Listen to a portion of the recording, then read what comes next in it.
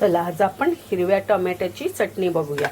हे बघा 3 टोमॅटो घेतलेत हिरवे, या मिरच्या घेतल्यात, मिरच्या तुमच्या आवडीनुसार घ्या, शेंगदाणे आणि थोडे याच्यात मी मसाले टाकणार। हे बघा आता हे आपल्याला मस्त असं खरपूस भाजून घ्यायचं आहे।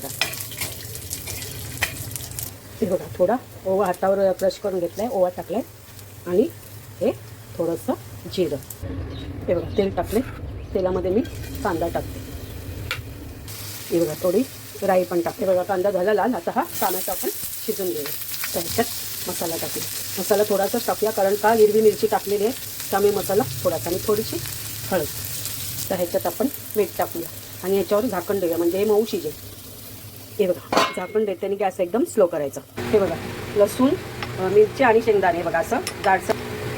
हे बघा झाकण काढले, पाणी सुटले, तर ते मी हा 1 चमचा दही टाकते आणि हा हिरवा टोमॅटो आणि ती तव्यावरच करायची असते, छान लागते।